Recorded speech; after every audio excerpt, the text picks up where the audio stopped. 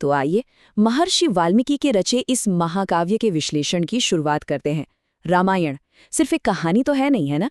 ये तो धर्म, कर्तव्य और सत्य की एक ऐसी अमर गाथा है जिसने पीढ़ियों का मार्गदर्शन किया है।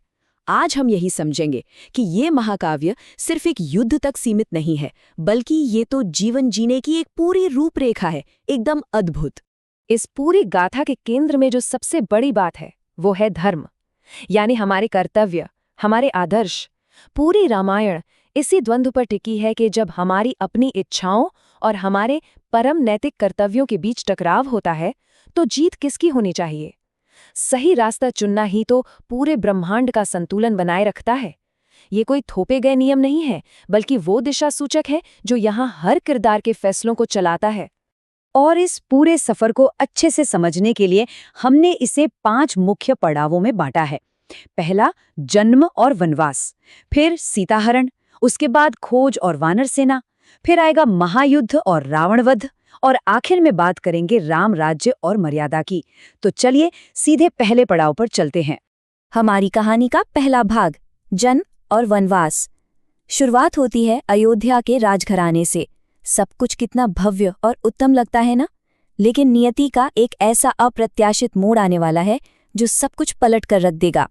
घटनाओं की रफ्तार यहाँ बहुत तेज है। देखिए, राजा दशरथ के यज्ञ के बाद उनकी 3 रानियों कौशल्या, कैकेयी और सुमित्रा से 4 वीर पुत्रों का जन्म होता है, राम, भरत, लक्ष्मण और शत्रुघ्न। फिर श्री राम की युवावस्था आती है, जहाँ ऋषि विश्वामित्र के साथ वो जनकपुर जाते हैं, शिव धनुष तोड़ते हैं और सीता जी से उनका विवाह होता है। हर तरफ जश्न का माहौल है। लेकिन तभी एकदम से 14 वर्ष के वनवास का फरमान। सोचिए, राज्याभिषेक की खुशियों के बीच अचानक कितना गहरा सन्नाटा छा गया होगा। अब यहाँ जो सबसे बड़ा मोड़ है वो है ये भारी राजनीतिक उठापटक। मंथरा रानी कैकेयी के मन में जहर घोलती है और नतीजा, कैकेयी राजा दशरथ से अपने 2 पुराने वरदान मांग लेती हैं। पहला, भरत को अयोध्या का राज सिंहासन, और दूसरा, राम को 14 वर्ष का वनवास। इस भयंकर राजनीतिक दांव-पेच का असर इतना गहरा था कि पुत्र वियोग के अथाह दुख में राजा दशरथ अपने प्राण ही त्याग देते हैं। इतनी विपरीत परिस्थितियों में भी दोनों भाइयों का अपने अपने धर्म को लेकर जो समर्पण है वो कमाल का है। एक तरफ श्री राम है जो अपने पिता के वचन की लाज रखने के लिए बिना किसी संकोच के हंसते हंसते वनवास स्वीकार कर लेते हैं, और दूसरी तरफ भरत जो उस सिंहासन को ही ठुकरा देते हैं। वो अयोध्या पर राज तो करते हैं, लेकिन सिर्फ एक प्रतिनिधि बनकर, राम की चरण पादुकाओं को सिंहासन पर रखकर। सच में त्याग और कर्तव्य का ऐसा उदाहरण कहीं और मिलना मुश्किल है। अब महलों की दुनिया पीछे छूट जाती है और हम घने अनजान जंगलों में प्रवेश करते हैं। दूसरा भाग, सीताहरण।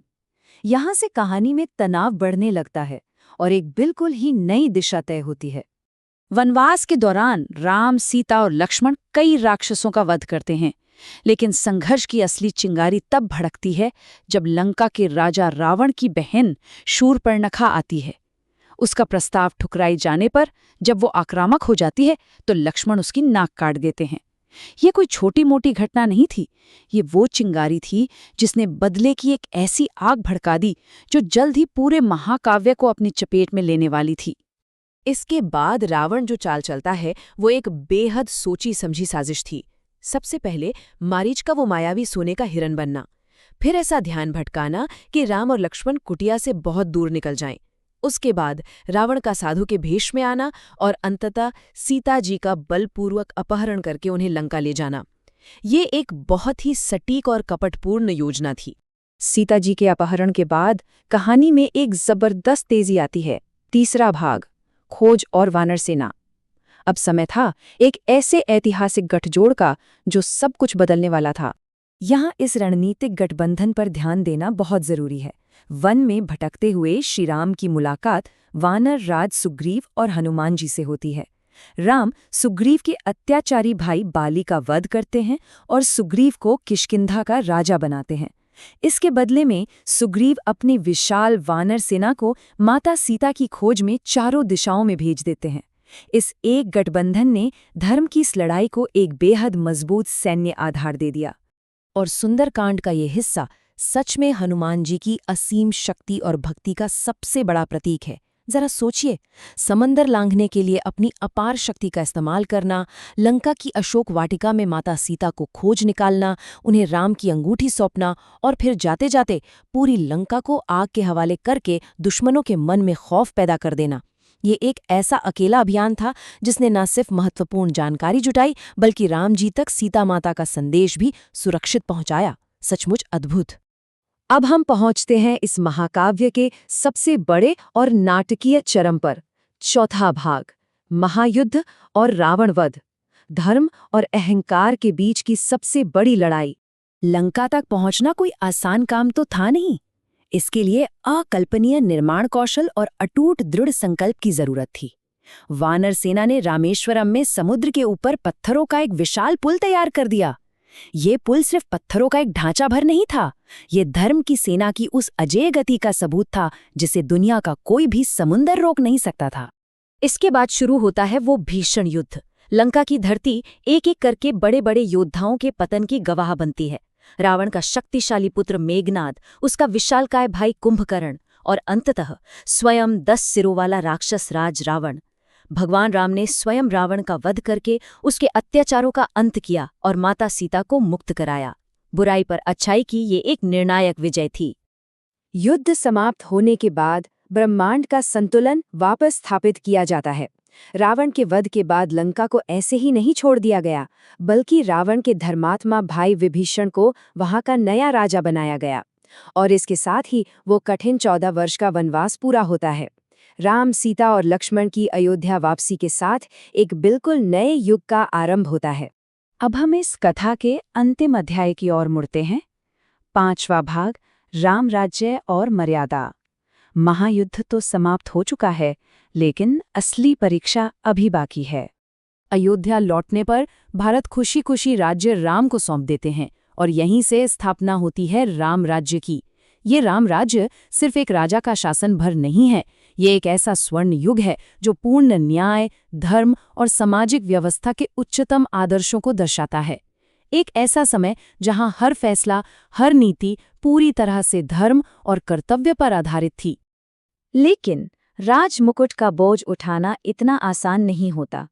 ये अध्याय उस समय की कठिन सामाजिक वास्तविकताओं को भी सामने लाता है। अयोध्या की प्रजा के मन में उठने वाले संदेहों को दूर करने के लिए माता सीता को अग्नि परीक्षा से गुजरना पड़ा। ये प्रसंग हमें दिखाता है कि एक शासक के रूप में लोक मर्यादा और जनता के विश्वास को बनाए रखने के लिए कभी-कभी व्यक्तिगत स्तर पर कितनी भारी कीमत चुकानी पड़ती है। उत्तरकांड के इस भावुक अंतिम चरण से गुजरते हुए हम देखते हैं कि माता सीता को वाल्मीकि आश्रम जाना पड़ता है। वहीं वे लव और कुश को जन्म देती हैं।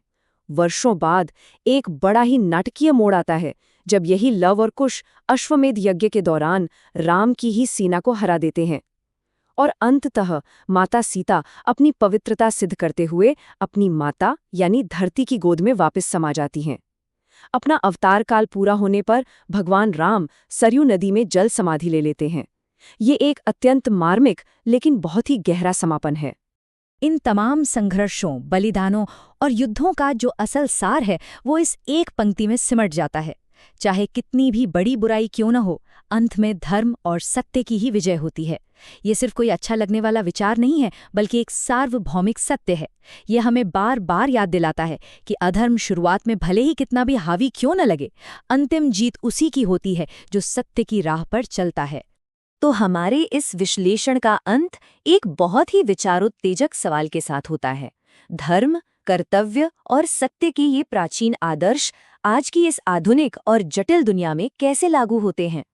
आज के समय में जब हमें सही और गलत के बीच चुनाव करना होता है, तो क्या हम सच में अपने धर्म का पालन कर रहे हैं? सोचने वाली बात है ना? रामायण की शिक्षाएं कल भी प्रासंगिक थीं और आज भी उतनी ही जरूरी हैं। उम्मीद है इस अध्ययन ने इन प्राचीन आदर्शों को एक नई नजरिए से देखने का मौका जरूर दिया होगा।